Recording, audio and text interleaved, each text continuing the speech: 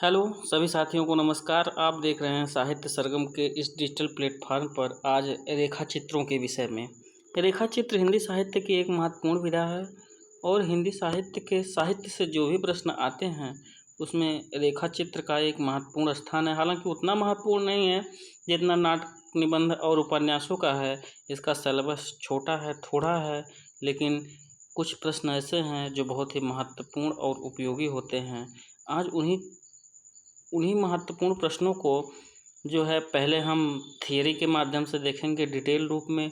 उसके बाद हमने वन लाइनर प्रश्न भी रखा है जो ऑब्जेक्टिव टाइप के हैं, ताकि आप जो कॉन्सेप्ट पढ़ें उन कॉन्सेप्ट को जो है प्रश्नों में अप्लाई कर सकें, यानी कि इन कॉन्सेप्ट को सीख करके आप उन प्रश्नों का उत्तर दे पा रहे हैं कि नहीं दे पा रहे हैं, इन चीज़ों का हम अध्ययन करेंगे। तो शुरू करते हैं अपनी आज की कक्षा को। तो बात करते हैं कि रेखा चित्र क्या है। रेखा चित्र क्या है इस बारे में। तो रेखा चित्र अंग्रेजी के स्केच शब्द का समानार्थी है। किस शब्द का? स्केच शब्द का समानार्थी है। रेखा चित्र मूल रूप से चित्रकला का शब्द है। किसका शब्द है? चित्रकला का शब्द है। रेखा चित्र मूल रूप से चित्रकला का शब्द है और स्केच शब्द का समानार्थी है। वहीं से इस शब्द को लेकर इस काव्य कला अर्थात साहित्य के अंतर्गत प्रतिष्ठित किया गया। निष्कर्ष रूप में रेखाओं के द्वारा बना हुआ चित्र रेखा चित्र है। चित्रकार रेखा चित्र में केवल टेढ़ी आड़ी तिरछी रेखाओं का उपयोग करता है। वह इन्हीं रेखाओं से चित्रांकन करता है। इन चित्रों में वह रंग नहीं भरता है।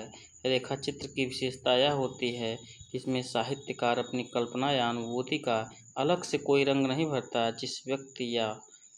जिस व्यक्ति वस्तु या दृश्य का वर्णन करना है उसकी हूबहू चित्र अंकित कर देता है। यानी कि इसमें कहने का मतलब ये है कि जो भी साहित्यकार, लेखक रेखा चित्र विधा में अपनी रचनाओं को लिखता है, वो जिस भी व्यक्ति वस्तु का वर्णन करेगा उसके हूबहू गुणों, विशेषताओं, कमियों का मूल्यांकन बिल्कुल सटीक और सीधे सरल शब्दों में करता है। उसमें कोई बनावटीपन नहीं होगा, उसमें कोई दिखावापन नहीं होगा। आगे देखते हैं। हिंदी साहित्य कोश में रेखा चित्र की परिभाषा कुछ इस प्रकार दी गई है। देखिए, रेखा चित्र किसी व्यक्ति, वस्तु, घटना या भाव का कम से कम शब्दों में मर्मस्पर्शी, भावपूर्ण और सजीव अंकन है। यानी कि नाटकों की तरह से विशाल नहीं होगा। रेखा चित्र विधा ये है, जिस प्रकार नाटक विशाल बड़े बड़े होते हैं, उपन्यास बहुत बड़े बड़े होते हैं, कईयों पेज के होते हैं, तो इस तरह से जो रेखा चित्र विधा है वो बहुत बड़ी विधा नहीं है। ये बहुत छोटे में लिखी जाती है, यथार्थ को लेकर के लिखी जाती है। मर्मस्पर्शी, भावपूर्ण, सजीव अंकन है। रेखा चित्र एक भाव प्रधान रचना है। कैसी रचना है? एक भाव प्रधान। इसमें भाव जुड़े रहते हैं, जिसमें एक ही वस्तु विषय का भाव प्रवण, मार्मिक एवं प्रभावी किंतु शाब्दिक रेखाओं में अंकन होता है। ये रेखा चित्र की परिभाषा दी गई है किसमें? हिंदी साहित्य कोश में। आगे देखते हैं। आगे है रेखा चित्र का कहानी से भी काफ़ी साम्यता है, यानी कि कहानी से कुछ मिलती जुलती विधा है। रेखा चित्र में भी कहानी की ही भांति चरित्र का उद्घाटन होता है, किंतु कहानी के पात्र कल्पित होते हैं और रेखा चित्र के वास्तविक। यानी कहानी में कल्पना होती है। कहानी जो वास्तविक घटना पे नहीं है उसको हम अपनी मनगढ़ंत भावों, विचारों को भी कहानी का रूप दे सकते हैं, जबकि रेखा चित्र में ऐसा नहीं है। रेखा चित्र जो है वास्तविकता को लिए रहती है, जबकि कहानी में वास्तविकता भी हो सकती है, कल्पना भी हो सकती है। ये जो है रेखा चित्र और कहानी में अंतर है। किंतु कहानी के पात्र कल्पित होते हैं और रेखा चित्र के वास्तविक होते हैं। जैनेंद्र कुमार ने भी लिखा है कि सिनेमा का क्लोजअप रेखा चित्र है। सिनेमा का क्लोजअप यानी कि सिनेमा का शार्ट रूप, बाकी फिल्म की कहानी हुई। तात्पर्य ये है कि रेखा चित्र व्यक्ति विशेष के व्यक्तित्व पर केंद्रित रहता है और कहानी घटनाओं का फैलाव रहता है। दरअसल रेखा चित्र अपने में कई विधाओं के गुणों को समाहित किए हुए रहता है। यानी कि जो रेखा चित्र विधा है वो एक व्यक्ति, वस्तु, जानवर, कुछ भी हो सकता है, लेकिन उसी को केंद्रित करके लिखी जाती है। जबकि जो कहानी होती है उसमें कई चीज़ों का गुंफन रहता है, कई सारी घटनाओं का, कई सारे पात्रों का उसमें एक साथ संजो करके अंकन किया हुआ रहता है। लेकिन जबकि रेखा चित्र एक व्यक्ति, वस्तु या तथ्य को लेकर के लिखी जाती है। ठीक है, आगे देखते हैं। हिंदी में रेखा चित्र का विकास देखिए कहाँ से हुआ है। तो हिंदी में रेखा चित्र के विकास की बात करेंगे तो हिंदी में रेखा चित्र पद्म पराग, हिंदी का प्रथम रेखा चित्र जो है वो किसको माना गया है? पद्म पराग को। पद्म पराग को माना गया हिंदी का प्रथम रेखा चित्र, जिसके लेखक कौन है? पद्म सिंह शर्मा है। परंतु यह संस्मरणात्मक रेखा चित्र है। यह रेखा चित्र को स्वतंत्र विधा के रूप में स्थापित करने का श्रेय पद्म सिंह शर्मा को ही है। रेखा चित्र का सम्यक विकास छायावादोत्तर काल से दिखाई देता है, परंतु इसके पहले हंस मार्च 1939 में, श्रीपति राय और मधुकर 1946 में, बनारसी दास चतुर्वेदी पत्रिकाओं ने विशेष अंक निकाल कर रेखा चित्र के विकास में अहम योगदान दिया। यानी कि प्रथम रेखा चित्र अगर पूछा जाएगा तो आप क्या बताएंगे? आप बताएंगे पद्म पराग। इसके लेखक कौन हैं? इसके लेखक हैं पद्म सिंह शर्मा। ठीक है, ये चीज़ें आप ध्यान रखेंगे। रेखा चित्र के प्रकार देखिए कौन कौन से होते हैं। रेखा चित्र के मुख्यतः 5 प्रकार के होते हैं। एक होता है वर्णनात्मक रेखा चित्र, एक होता है संस्मरणात्मक रेखा चित्र, एक होता है चरित्र प्रधान, एक होता है व्यंग्यात्मक, एक होता है मनोविश्लेषणात्मक। इन्हीं 5 प्रकारों में से रेखा चित्र का चयन साहित्यकार या लेखक करते हैं रेखा चित्र लिखते समय। रेखा चित्र का प्रकार अगर कोई पूछे तो आपको बताना है 5 प्रकार। अब ये देखिए परिभाषा हम देख लेते हैं रेखा चित्र की। बनारसी दास चतुर्वेदी के अनुसार परिभाषा देख लेते हैं। इन्होंने क्या कहा है? जिस प्रकार एक अच्छा चित्र खींचने के लिए कैमरे का लेंस बढ़िया होना चाहिए, कैमरे का लेंस बढ़िया होना चाहिए और फिल्म भी काफ़ी कोमल या सेंसिटिव, उसी प्रकार साफ चित्रण के लिए रेखा चित्रकार में विषयात्मक बुद्ध तथा भावुकतापूर्ण हृदय दोनों का सामंजस्य होना चाहिए। पर दुख कातरता, संवेदनशीलता, विवेक और संतुलन, इन सब गुणों की आवश्यकता होती है। ये रेखा चित्र की विशेषताएं बता रहे हैं कौन? बनारसी दास चतुर्वेदी। ठीक है, आगे देखते हैं। और विद्वानों के अनुसार बनारसी दास चतुर्वेदी का ही कथन है। देखिए, यदि हमसे प्रश्न किया जाए कि आज तक हिंदी का श्रेष्ठ रेखा चित्र कौन है, तो हम बिना किसी संकोच के बेनीपुरी जी के नाम उपस्थित कर देंगे। ये कौन कहते हैं? बनारसी दास चतुर्वेदी कहते हैं कि अगर श्रेष्ठ रेखा चित्रों का चयन करना हो तो हम बेनीपुरी जी के रेखा चित्रों का नाम लेंगे। यानी कि बेनीपुरी जी के रेखा चित्र सबसे श्रेष्ठ और उत्तम कोटि के हैं। अगला कथन देखिए, अगला कथन भी बनारसी दास चतुर्वेदी का ही है।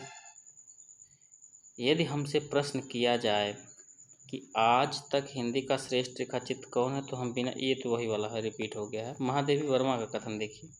चित्रकार अपने सामने रखी वस्तु या व्यक्ति या रंगहीन चित्र जब कुछ रेखाओं में इस प्रकार आंक देता है कि उसकी विशेष मुद्रा पहचानी जा सके, तब उसे हम रेखा चित्र की संज्ञा देते हैं। संस्मरण में भी साहित्यकार कुछ शब्दों में ऐसा चित्र अंकित कर देता है जो उस व्यक्ति या वस्तु का परिचय दे सके, परंतु दोनों में अंतर है, दोनों में अंतर है।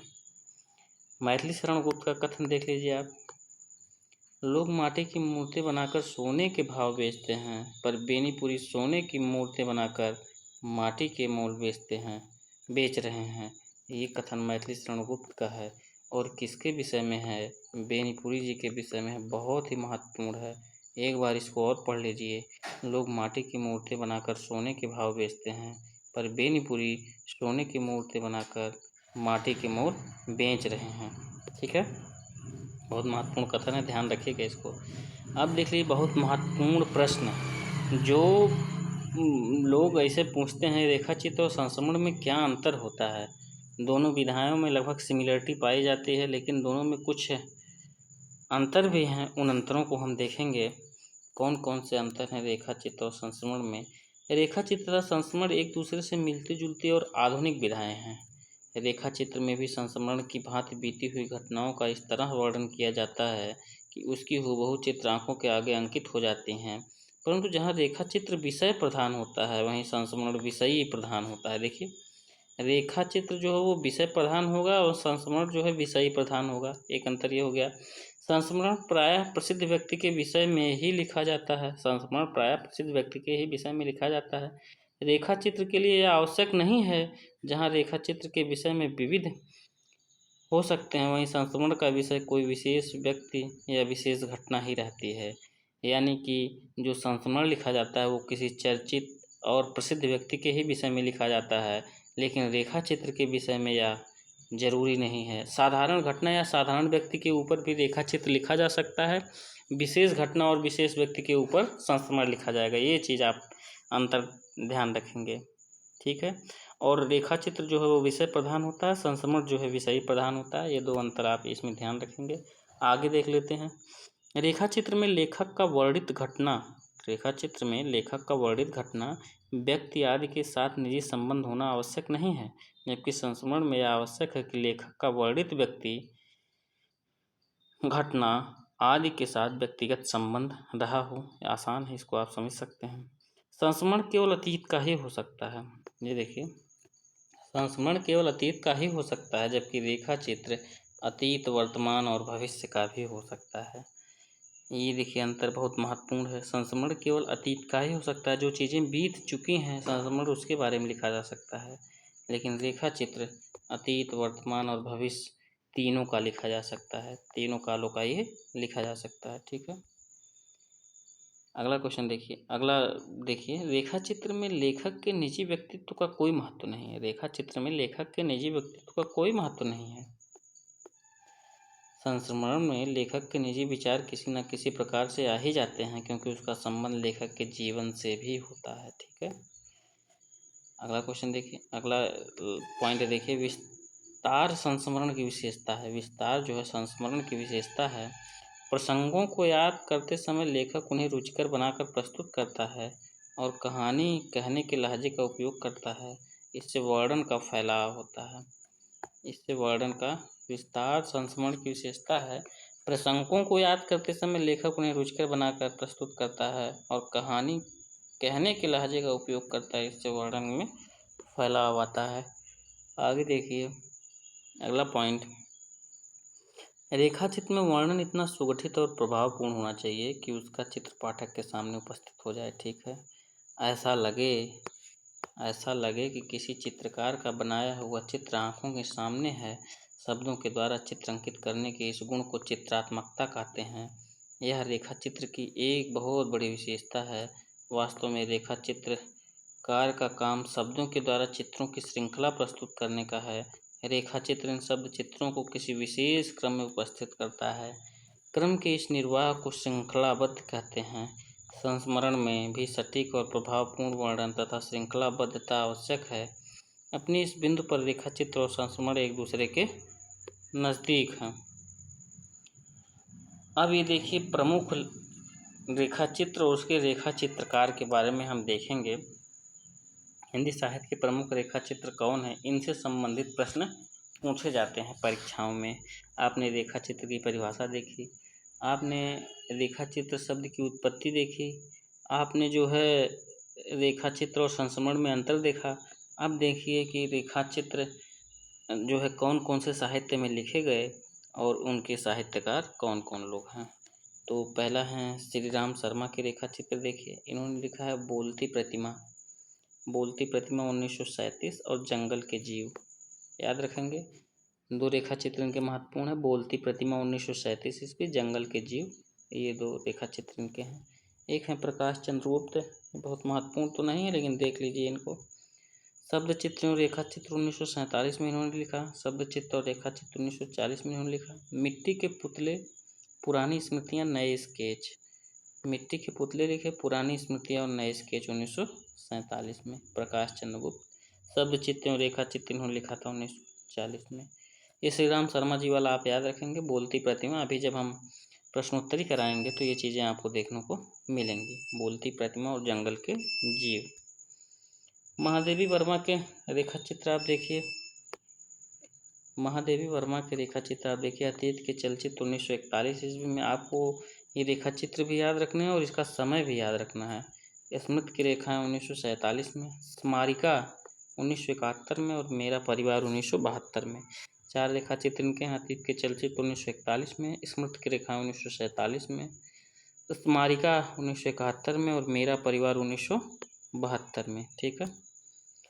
राम वृक्ष बोनीपुरी की जो है रेखा चित्र देखिए, इनको तो रेखा चित्र साहित्य का सम्राट कहा जाना चाहिए।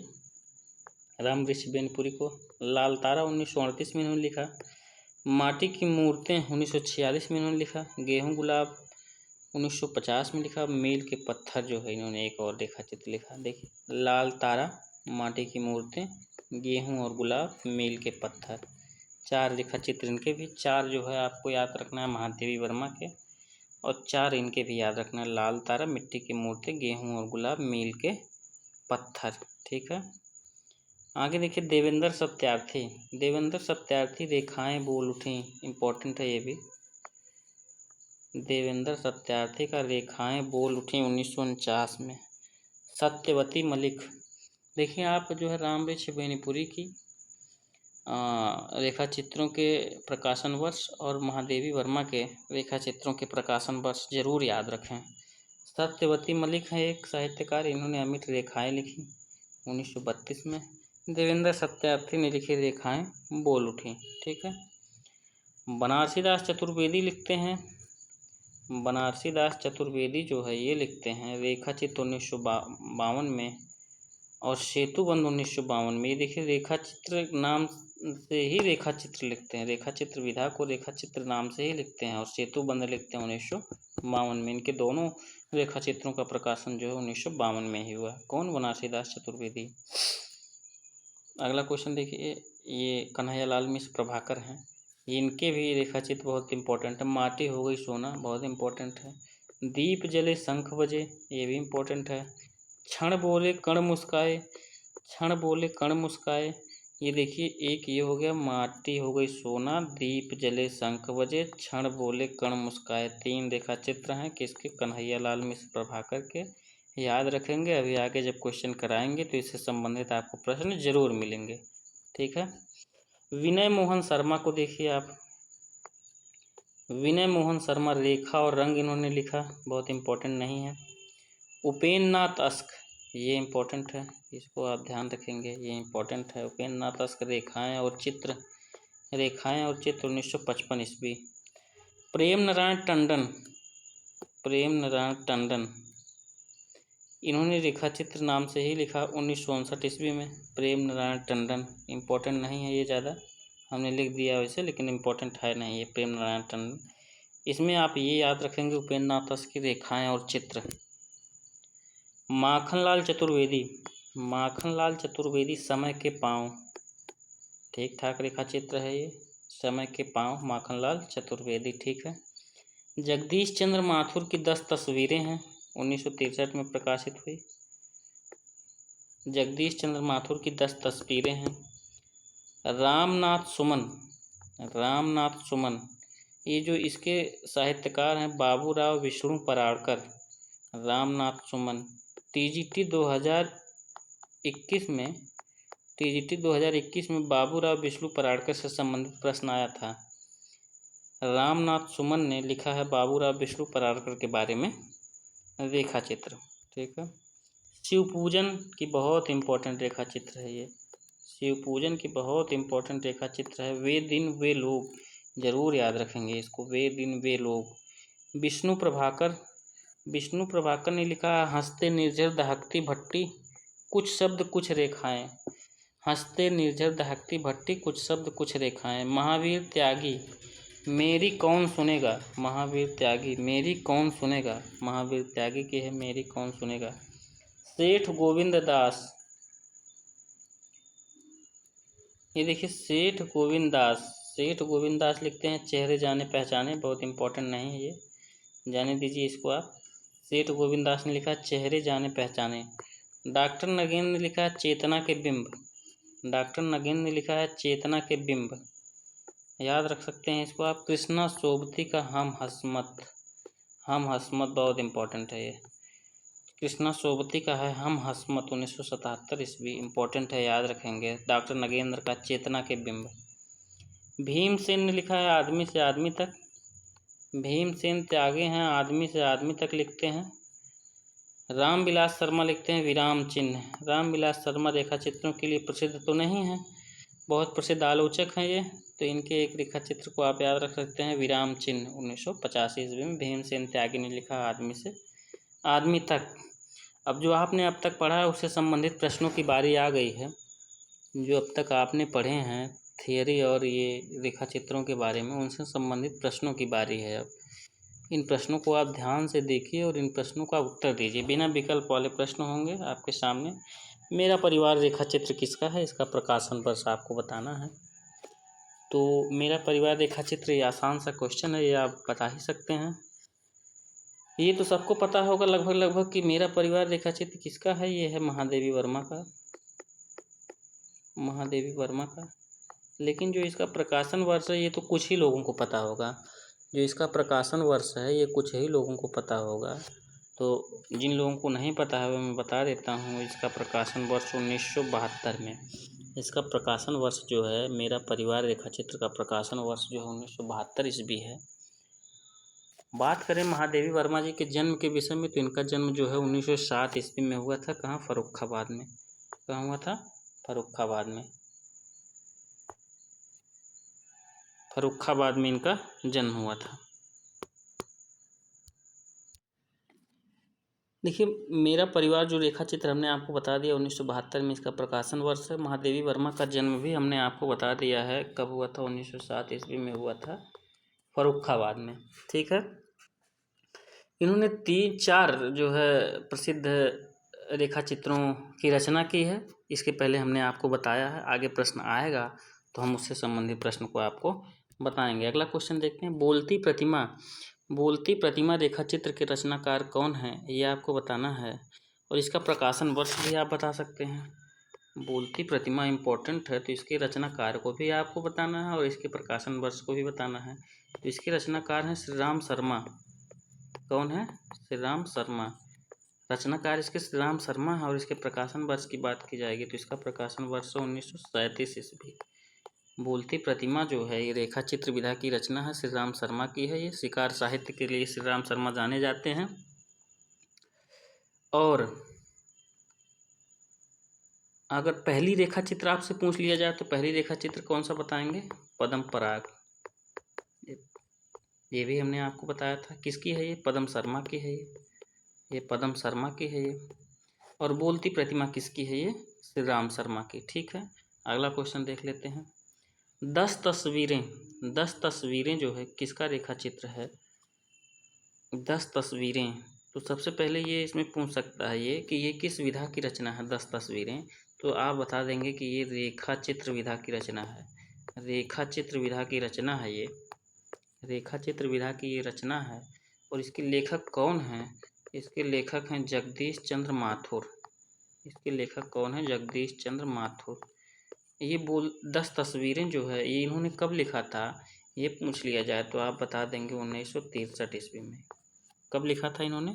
1963 ईस्वी में। ठीक है। 10 तस्वीरें आप जान गए, जगदीश चंद्र माथुर का है, 1963 में इन्होंने लिखा था। दीप जले शंख बजे, दीप जले शंख बजे, ये रेखा चित्र विधा की रचना है। और इसको किसने लिखा है ये आपको बताना है। दीप जले शंख बजे, ये जो है इसको लिखा है कन्हैया लाल मिश्र प्रभाकर ने। कन्हैया लाल मिश्र प्रभाकर ने। इनके रेखा चित्रों को हमने बताया था और कहा था कि ये इम्पोर्टेंट भी हैं, इनसे संबंधित प्रश्न आ गए। इनके और रेखा चित्रों के बारे में हमने आपको बताया था। क्या ये रेखा चित्र आपको याद है? इसके अतिरिक्त दीप जले शंख बजे के अतिरिक्त एक और रेखा चित्र इनका बताइए। तो इनका एक और रेखा चित्र है माटी हो गई सोना। माटी हो गई सोना, माटी हो गई सोना, ये भी इन्हीं का रेखा चित्र है। किसका? कन्हैया लाल मिश्र प्रभाकर का। दीप जले शंख बजे, माटी हो गई सोना, कन्हैया लाल मिश्र प्रभाकर के रेखा चित्र हैं। ठीक है। रेखाएं बोल उठी, रेखाएं बोल उठी, ये किसका रेखा चित्र है? रेखाएं बोल उठी ये जो है प्रकाशित हुआ था, हम आपको पहले इसका प्रकाशन वर्ष बता देते हैं, 1949 ईस्वी में। 1949 ईस्वी में ये प्रकाशित हुआ था। और इसके लेखक जो हैं वो हैं देवेंद्र सत्यार्थी। इसके लेखक कौन हैं? देवेंद्र सत्यार्थी हैं। इसके लेखक देवेंद्र सत्यार्थी हैं। ठीक है। एक देखिए इससे मिलती जुलती एक और रचना पूछ ली जाती है, रेखाएं और चित्र। एक और रचना पूछ ली जाती है, रेखाएं और चित्र। ये रेखाएं बोल उठी हैं, एक रेखाएं और चित्र अभी हमने आपको पढ़ाया था। इसके साहित्यकार कौन है? ये रेखा चित्र विधा की ही रचना है ये। इसके जो है लेखक हैं उपेंद्र नाथ अस्क। उपेंद्र नाथ अस्क इसके रचनाकार हैं। रेखाएं बोल उठी देवेंद्र सत्यार्थी हो जाएंगे, रेखाएं और चित्र उपेंद्र नाथ अस्क हो जाएंगे। गेहूं और गुलाब। गेहूं और गुलाब जो है ये किस विधा की रचना है? सबसे पहले आप ये बता दीजिए। तो ये तो बहुत आसान है कि हम रेखा चित्र पढ़ रहे हैं, तो ये रेखा चित्र विधा की ही रचना है। गेहूं और गुलाब प्रसिद्ध है, 10वीं या 12वीं के सिलेबस में ये रेखा चित्र सम्मिलित है। तो गेहूं और गुलाब किस विधा की है? रेखा चित्र विधा की। किसकी है ये किसकी है? ये रामवृक्ष बेनीपुरी की है। हिंदी के श्रेष्ठ रेखा चित्रकार रामवृक्ष बेनीपुरी की है ये गेहूं और गुलाब। इनके और रेखा चित्र आप बताना चाहेंगे? इनके और रेखा चित्र आप बताना चाहेंगे? रामवृक्ष बेनीपुरी के प्रसिद्ध जो है रेखा चित्रकार हैं हिंदी साहित्य के। तो इनके देखिए और रेखा चित्र हैं, माटी की मूर्तें। माटी की मूर्तें, लाल तारा। लाल तारा है और गेहूं और गुलाब है ही। ठीक है, ये 3 रेखा चित्र आप याद रखेंगे, गेहूं और गुलाब, माटी की मूर्तें, लाल तारा। ठीक है, आगे देखते हैं। लाल तारा देखिए क्वेश्चन ही आ गया। लाल तारा रेखा चित्र किसका है? लाल तारा रेखा चित्र किसका है? अभी हमने आपको बताया था ये किसका है। तो लाल तारा रेखा चित्र जो है किसका है? रामवृक्ष बेनीपुरी का। रामवृक्ष बेनीपुरी का। अब एक चीज़ यहाँ लेकिन और आप बता दीजिए कि लाल तारा रेखा चित्र रामवृक्ष बेनीपुरी का है, लेकिन जो 2 और रेखा चित्र हमने आपको बताए थे वो ही बता दीजिए कौन कौन से हैं। तो वो हमारा हो जाएगा, एक माटी की मूर्तें, एक माटी की मूर्तें, एक माटी की मूर्तें हो जाएगा, एक हो जाएगा गेहूं और गुलाब। गेहूं और गुलाब। जब रामवृक्ष बेनीपुरी के रेखा चित्रों की बात आए तो ये 3 नाम आपको तुरंत याद आना चाहिए, लाल तारा, माटी की मूर्तें, गेहूं और गुलाब, ये तीनों इन्हीं के हैं। ठीक है, बाजे पायलिया के घुघरू। बाजे पायलिया के घुघरू ये किसके रेखा चित्र हैं? बाजे पायलिया के घुघरू ये किसके रेखा चित्र हैं? इम्पोर्टेंट है। तो ये जो है कन्हैया लाल मिश्र के,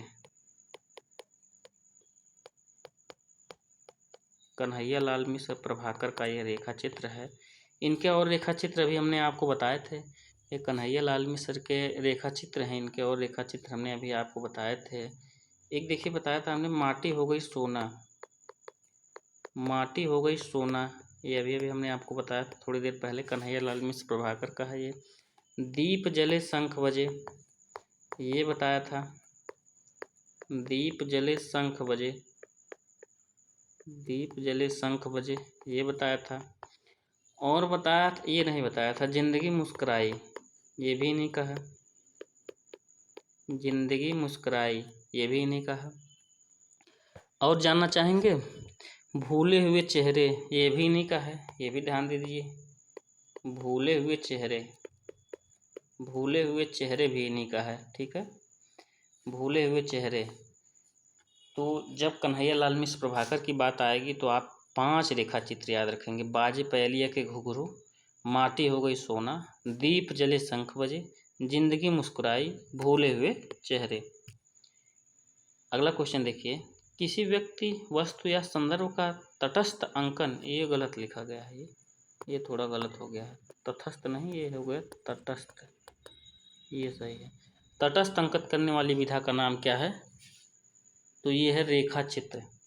किसी व्यक्ति, वस्तु या संदर्भ का तटस्थ अंकन करने वाली विधा का नाम क्या है? रेखा चित्र। इस विधा का नाम जो है रेखा चित्र। पहली रेखा चित्र कौन सी है? इसको हमने 2-3 बार आप बता चुका, कमेंट में कर सकते हैं।